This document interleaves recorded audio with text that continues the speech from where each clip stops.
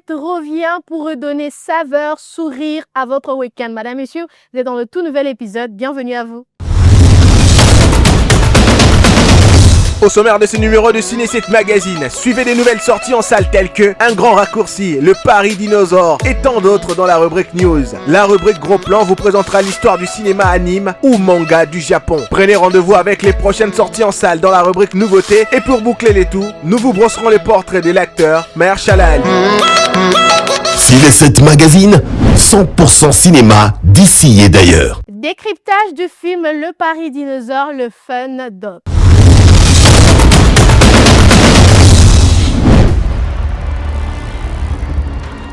Vous avez vu la lumière bizarre qu'il y a eu cette nuit? Une lumière bizarre.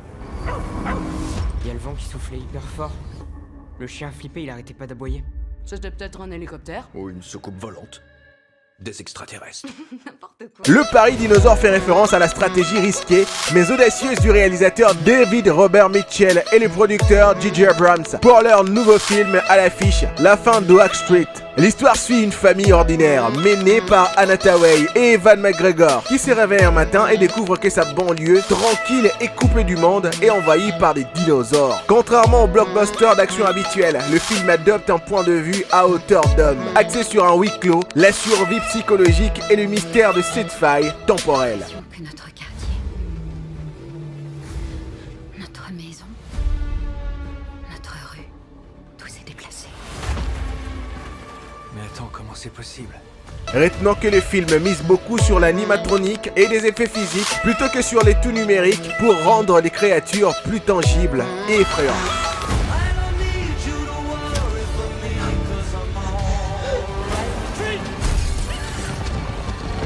On rassemble toute la nourriture.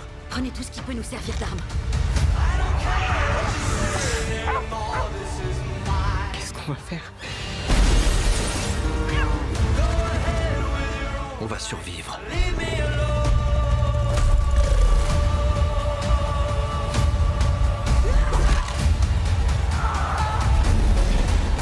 Ciné 7 Magazine, 100% cinéma d'ici et d'ailleurs. Décès et obsèques de l'actrice ghanéenne Beverly Afaglo.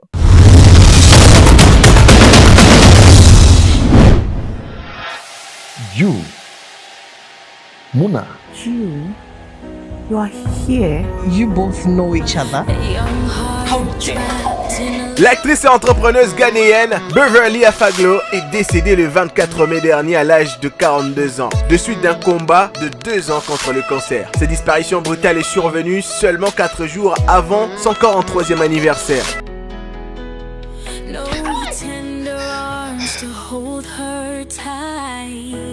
C'est son manager Abou Idriss qui a affirmé qu'elle luttait discrètement contre les cancers depuis environ 2 ans. Et l'annonce du décès a été faite par son époux, le musicien Eugène Ba, alias Trower Master, membre du célèbre groupe ghanéen Prey, qui a partagé la douloureuse nouvelle sur les réseaux sociaux. Ces funérailles officielles se sont déroulées le week-end du 8 août 2026 sur l'esplanade du State House à Accra. Une messe d'action des grâces a suivi le 9 août à l'Action Temple International, soulignant qu'il y a eu de nombreuses figures majeures du cinéma et de la musique tels que Jackie Appiah, Yvonne Nelson, John Dumelo ou encore Van Vickers se sont déplacés pour lui rendre un dernier hommage. Tied to the house. You're just like trash in this house. Know your place and no peace. Christy, I will beat you. You will beat who? I will kill you. Ciné 7 Magazine, 100% cinéma d'ici et d'ailleurs. Les 12 août, la comédie Un grand raccourci voit le jour comme les géniteurs de jeunes de 22 ans. Regarde au loin l'horizon. En fait, faut qu'on sente que t'as vraiment un lourd secret. T'as un énorme secret? Non. Mais me le dis pas! Je m'appelle Louise, j'ai 23 ans, je suis conseillère funéraire et Le film Un grand raccourci, sorti au cinéma en France le 12 août 2026, est une comédie dramatique et sociale réalisée par 2 jeunes cinéastes nantais de 22 ans, Armand Fox et Clément Desvilliers. Ce long métrage est une chronique vivante sur la jeunesse rurale, le système de la débrouille et l'ambition face à la précarité. Ces récits suivent 2 binômes de jeunes adultes dont les stratagèmes chaotiques finissent par se percuter en plein fouet au cours d'un été en Centre-Bretagne. Plutôt que de montrer une jeunesse passive et misérable, le film met en avant la force d'initiative, l'imagination et l'instinct de survie d'une population rurale livrée à elle-même, tournée au cœur de la Bretagne profonde. Personne suivante, s'il vous plaît. fait ça? C'est ta faute. De quoi c'est ma faute? C'est sûr, c'est Candice. Il s'est passé quoi? Le film rejette les tourismes de bord de mer pour s'ancrer dans les décors du quotidien. Gymnases principaux, bistrots de village, habitacles de voitures et salles de fête. Bien que le temps soit social, le film adopte le temps d'un conte à l'humour noir et aux répliques normandes, rappelant la fraîcheur du cinéma indépendant, décentré. 4 ans de retraite, tu es fatigué. Elles sont belles de l'intérieur, c'est leur personnalité, c'est leur créativité. Tu fais pas un 70, toi? Tu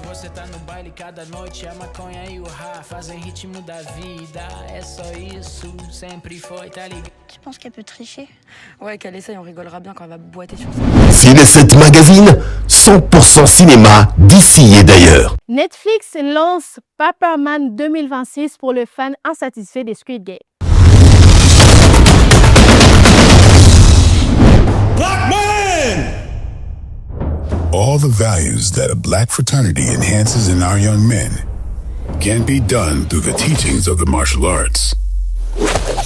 Paperman, l'histoire de ce film suit Cha Myung-jo, un homme ordinaire et effacé qui travaille dans une entreprise fabriquant des autocollants contrefaits. Sa vie bascule le jour où il crée par inadvertance un faux billet d'une perfection absolue, impossible à différencier d'un vrai par les experts. Ces faux pas l'immergent de force dans l'univers ultra-violent du crime organisé et de la contrefaçon à grande échelle. Porté par un casting sud-coréen de premier plan incluant Jo Jung-chuk qui a joué dans Hospital Playlist et Park Hae-soo qu'on retrouve dans Squid Game. La production s'étend de mi-2026 jusqu'au début de l'année 2027. Sa diffusion mondiale sur Netflix est programmée pour fin 2027 au début de 2028. If you're too good to carry on my legacy, then so be it. This contract that you signed gives us the authority to correct you. I joined a gang of bookworm, anime-watching martial art geeks.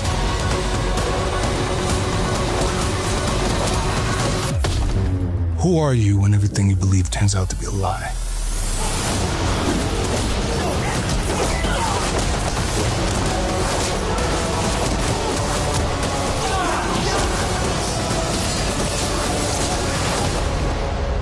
I am my father's son. Ciné 7 Magazine, 100% cinéma d'ici et d'ailleurs. C'est quoi l'histoire du cinéma japonais? Et c'est dans notre rubrique Gros Plan.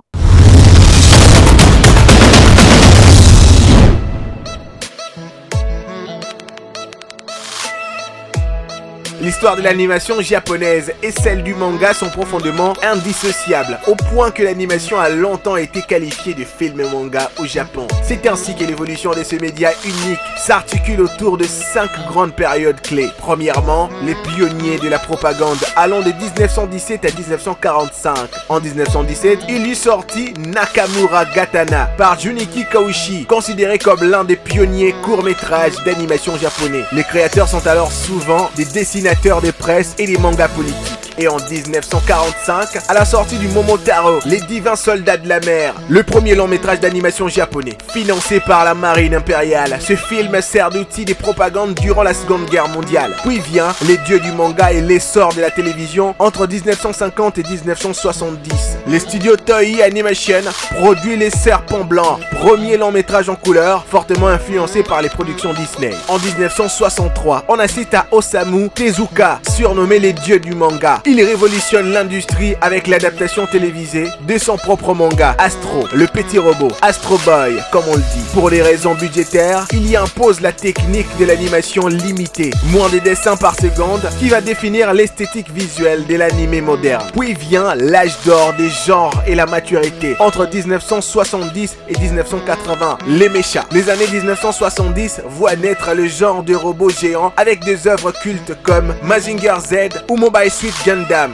s'éloignant des standards occidentaux. En 1988 vient le choc Akira. Katsuhiro Otomo réalise l'adaptation cinématographique de son manga Akira avec son animation ultra détaillée et son ton cyberpunk violent. Le film prouve au monde entier que l'animation japonaise s'adresse aussi au public adulte. Quatrièmement, la naissance des Ghibli et la reconnaissance mondiale entre 1985 et 2000. Fondation du mythique studio Ghibli par Hayao Miyazaki et Isao Takahata. Le studio enchaîne les chefs-d'œuvre comme Mon voisin Totoro en 1988 ou La stratégie du tombeau des Lucioles. Puis en 2002, consécration nationale pour Les voyages de Chihiro qui remporte l'Ours d'or à Berlin ainsi que l'Oscar du meilleur film animé en 2003, propulsant Miyazaki au rang du maître incontesté du cinéma mondial.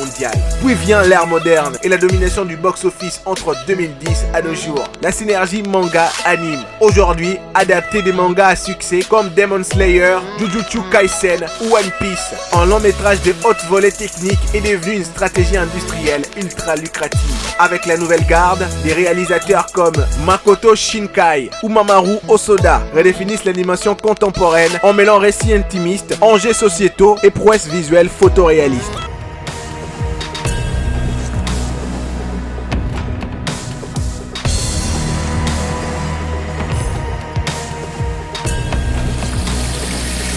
Ciné7 Magazine, 100% cinéma d'ici et d'ailleurs. Les dates et les petits détails de films qui sortiront bientôt, c'est dans notre rubrique nouveautés.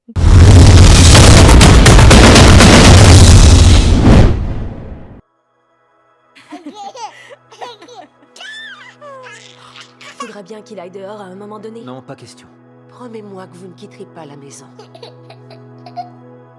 Je te promets qu'on ne quittera pas la maison.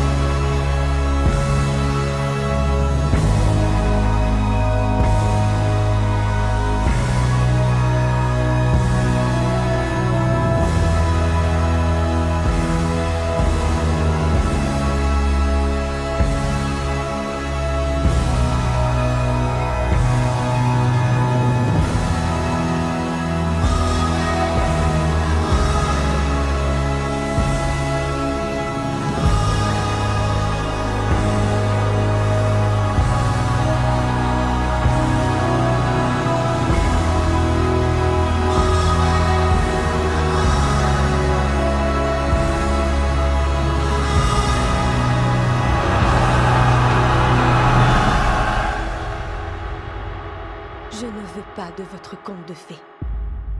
Tout ce que je veux, c'est retrouver mon frère.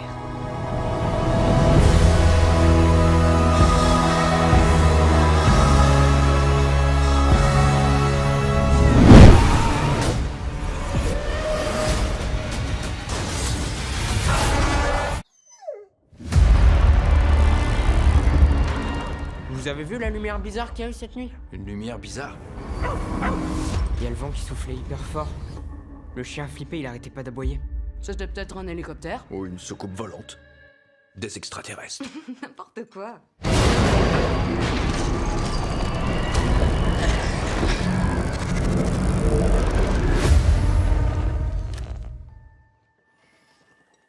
On n'a plus d'eau maintenant. Apparemment, c'est tout le quartier qui a plus de courant. C'était quoi ça?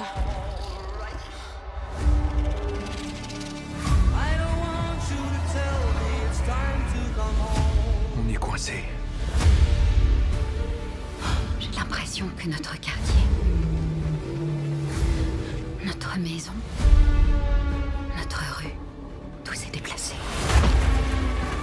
Mais attends, comment c'est possible? Dépêche-toi, cours! Mais qu'est-ce qui se passe?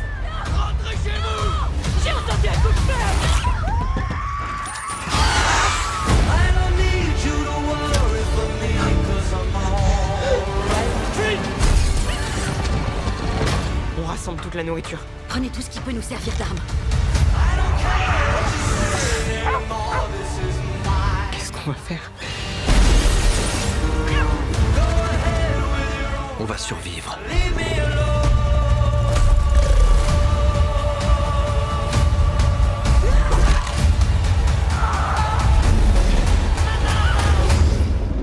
Dieu nous laissera pas mourir, j'en suis sûr. Greg, tu vas à la messe une fois par an à Noël et tu dis aux enfants que Dieu veille sur nous. Et tous ces gens en train de se faire dévorer vivants.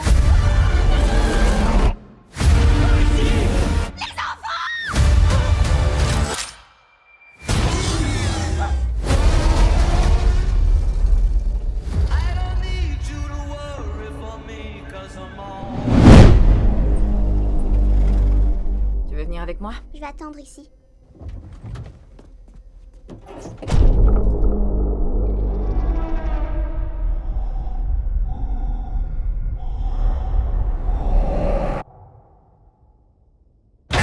J'ai des burritos, j'ai du bœuf séché, ça va être parfait.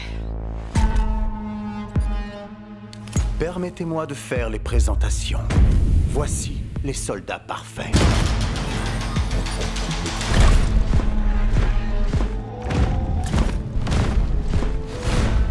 Le pleurnichard, il pleurait en massacrant ses victimes. La coquerelle, il a pris 48 balles et a survécu. Ce dernier soldat vous est sans doute familier. Le boucher. Il voit mieux dans le noir. Quand il commence à tuer, rien ne peut les arrêter. Ils sont l'équivalent humain de missiles à tête chercheuse. Remember the character of the onslaught against us. Où est-ce que tu vas? Va dans ta chambre, cache-toi sous le lit. Maman doit sortir ses armes. C'est qui ces gars-là? Onslaught against us. Ils opèrent comme une formation militaire. Onslaught against us. Onslaught. Onslaught. Onslaught against us. Hé, non, non, non. Tu fumeras pas devant ma fille.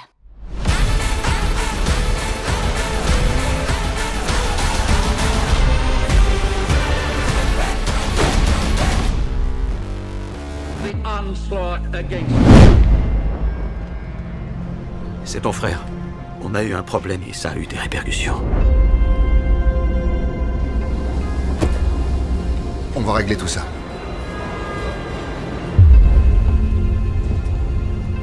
On est à New York. Tout le monde veut en croquer maintenant.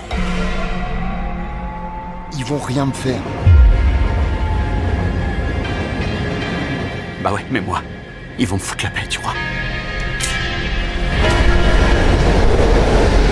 Les Russes, on les a entendus dire des trucs du genre, on va aller voir toute ta famille. Mais t'as pensé à nous? Si même ton frère ne nous protège pas? Moi, je vais nous protéger.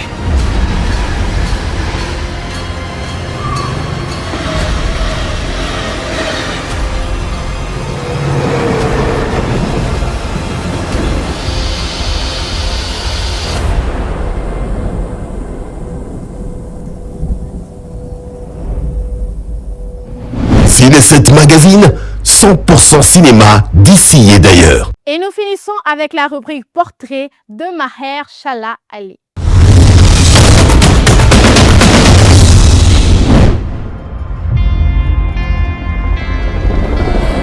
Tonight, we uncover a heavy stream of reports. Common symptoms include large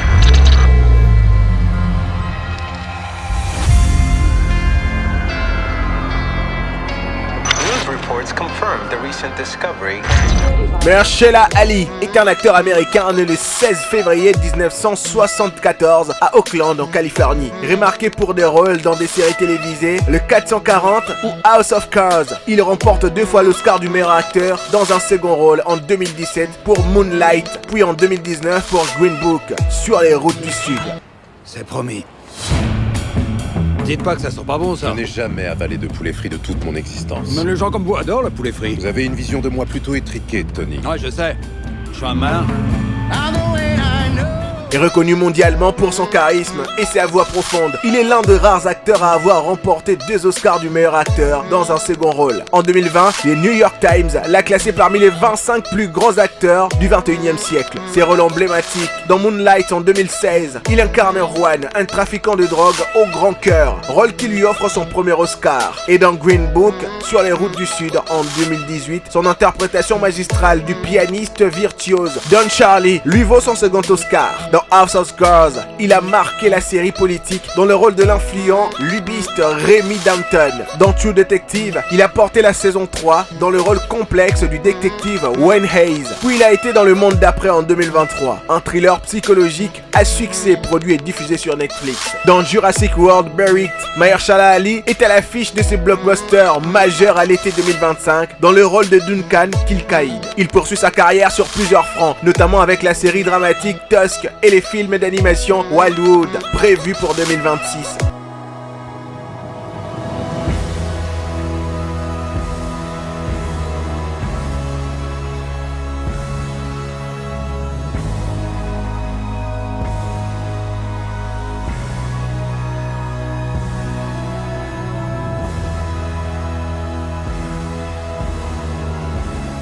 Du côté vie privée, notre acteur s'est marié avec sa compagne de longue date, Amatus Sami Karim, en 2013. Et le 24 février 2017, sa femme accouche d'une petite fille nommée Bari Najma Ali. Blade was still out there somewhere.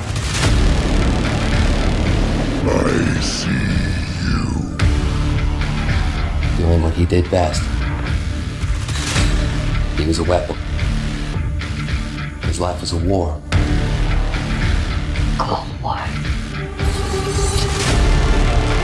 And everybody knows the war never ends.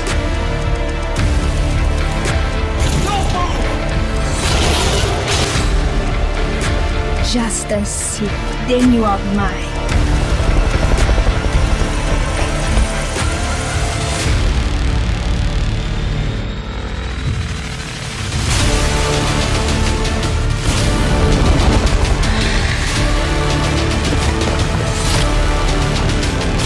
Ciné7 Magazine, 100% cinéma d'ici et d'ailleurs. Chers cinéphiles, c'est déjà la fin de ce numéro des Ciné7. J'espère vous retrouver prochainement en bonne forme et en bonne santé. Sur ce, portez-vous bien et très bonne suite des programmes sur 9. Bye bye.